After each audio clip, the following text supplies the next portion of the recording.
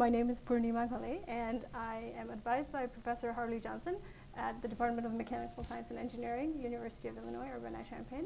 And the title of my talk is Large-Scale Electronic Structure Computations for Plasma Devices. We use Blue Waters to develop large-scale electronic structure calculations, and we use those large-scale calculations to investigate nano and microscale dielectric barrier discharges.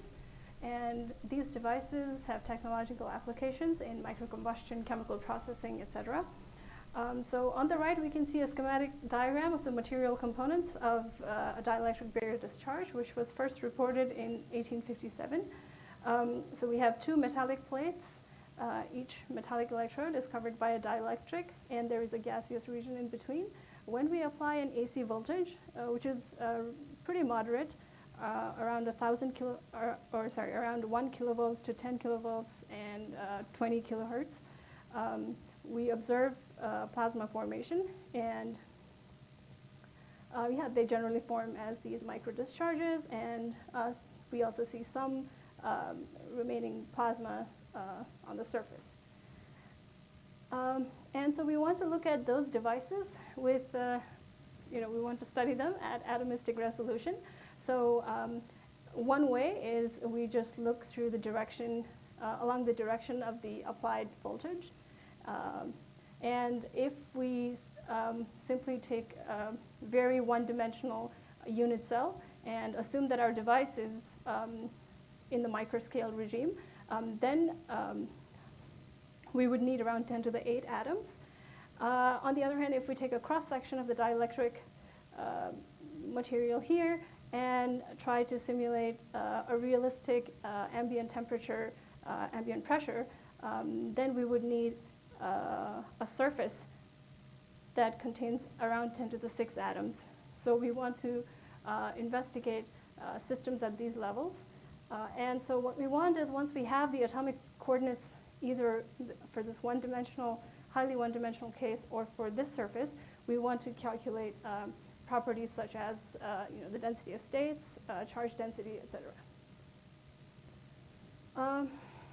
So we are after a microscopic understanding of DVD devices, and so far we have computations that show qualitative agreement with experiments. In particular, these two figures were obtained with a 9,000 atom simulation cell.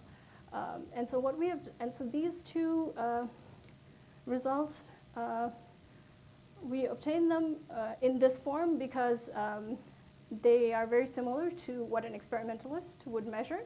So either an experimentalist might apply an AC voltage at like 4,000 volts and 20 kilohertz, and then what we computed was an expected rate of electron emission from the dielectric surface, and we observed that this time-dependent profile matches with what experimentalists might measure.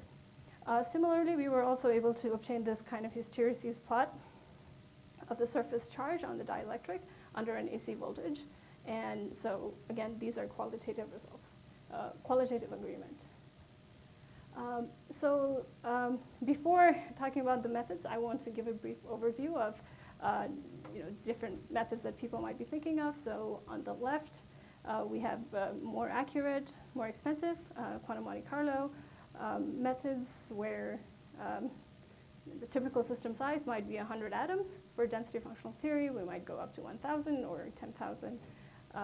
For tight binding, generally, we solve for 10 to the 5 atoms, and you might go to classical potentials with 10 to the 6 or coarse-grained continuum models, etc. So we will be using tight binding method, and we use that because it's the least expensive method that can still give us quantum mechanical information about electrons at the atomistic level. And so compared to classical potentials, where we usually have the position and momentum of different atoms, if we want to include information about the electronic degrees of freedom, we need to construct we include this information via a Hamiltonian matrix in this form, and we solve for the eigenvalues and eigenvectors. And so, sorry, let me just go back again. And so these are the typical computation sizes. What we want to do is we want to bring this, we want to extend the system sizes to 10 to the 6 or 10 to the 7 and further. So if we do that, then in addition to the device, dielectric barrier discharge device, we can also look at other systems for which we can do classical molecular dynamics, but we cannot compute the electronic structure to the same resolution.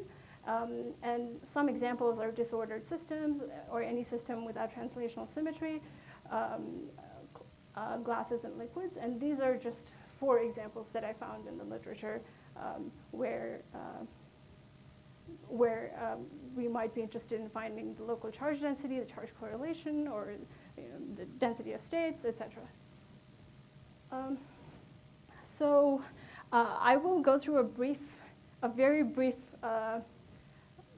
summary of how we go from the many electron Schrodinger equation to a tight binding Hamiltonian matrix.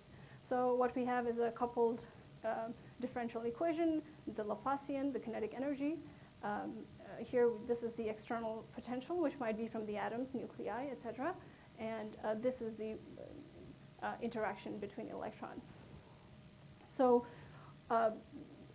how we look at it is instead of having this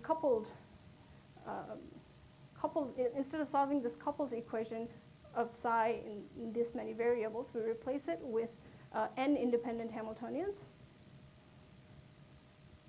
And then we use separation of variables. And so what we get is we have to solve each one of them. We can solve each one of them independently. And because we have indistinguishability of electrons and we have antisymmetry, once we solve this eigenstate equation, once we solve this, we simply need to apply the Pauli exclusion principle and say that if we have n electrons, we need to solve for n eigenvectors, or divide by 2 per spin. Therefore, the main computational challenge, or the main part which is highly computationally intensive, is that given a large Hamiltonian matrix H, we need to compute the density matrix P, where this P is defined as an outer product of eigenvectors. And each eigenvector that we use to construct this density matrix represent an individual electron. And so it is a large eigenvalue or a large eigenspace problem. So our Hamiltonian is larger because of the system, because of the size of the system and the basis set we use. And the density matrix we use is also of a high rank because if we want to capture the details of every electron. In terms of the code, so this is the flow. We read input coordinates.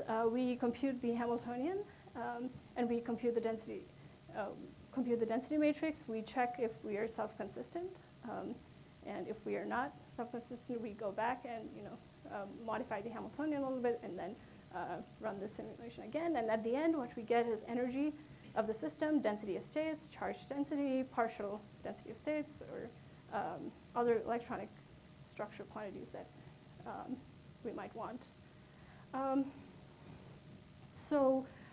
In this slide, what I would present would be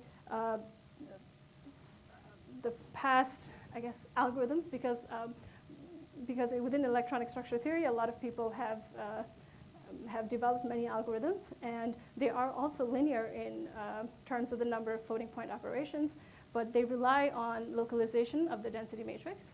And so we expect this density matrix to be sparse, and these methods rely on sparse matrix multiplication. So on the right, we have this typical ideal case scenario, which shows the sparsity of the solution, or the sparsity of the density matrix for a matrix that is of 7,500 by 7,500. And if you look here, if we can ignore all values less than 10 to the negative 6, then our number of non-zeros is pretty small. And this was done by Nick Bach and I actually don't know this person, at Los Alamos National Lab, where I had a chance to spend one summer. The challenge, however, when we go to 10 to the 6 or 10 to the 7 atoms is that memory and communication become more important. And even for a moderate threshold, the percentage of non-zeros going from the Hamiltonian to the density matrix grows really fast. In addition, sparse matrix-matrix multiplications are very hard to optimize if you don't know the structure a priori. So this slide just shows an example of how the percentage of non-zeros can grow over simply the course of 10 sp2 iterations. And we haven't reached an accurate solution yet. So even if we threshold our matrix by 10 to the negative 4 and set all values less than 10 to the negative 4 to 0, the number of non-zeros grows by a factor of 4. So instead, what we propose is that we propose to combine two different kinds of algorithms so that calculations of the density matrix are memory aware, and they're based on sparse matrix vector multiplications.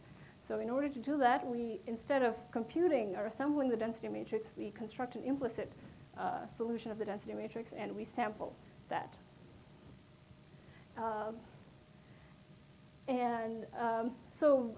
As soon as we do that, we can actually run electronic structure calculations of around 3.6 million atoms on a single large memory node, and that took around 6 hours. But it's one node, and we can just keep running for a long time. So the role of Blue Waters is mainly Blue Waters has made the scale of hardware and optimized software to go along with it available to us. In particular, we simply want fast, distributed, optimized sparse matrix vector libraries, matrix vector kernels, and so in fact, our algorithm does not really care about any of the nodes or the network. What we really want is, we need to construct the Hamiltonian using PETSC and then just run a lot of sparse matrix vector multiplies. And so just with that, we can run around 10 to the 7 atoms. And now we see that we can run, if you look at this 2 million atom case, this actually just takes sometime in the order of 10 minutes. And so we have one run of 9 times 10 to the 6 atoms, and this was using the exploratory allocation around 6 months ago, and now we are on a new Illinois allocation. And so future work or other impacts, like our technical impact is our ability to solve large systems self-consistently and provide rates of electron transfer for plasma devices. Outside of material science, we provide fast, implicit, accurate projection matrices that might be useful in other applications. And in the future, we want to run time-dependent simulations. And in acknowledgements, my funding, Blue Waters allocation and support, and numerous discussions within the SpMVs Center, which is an Illinois interdepartmental center with people from different departments. Thank you.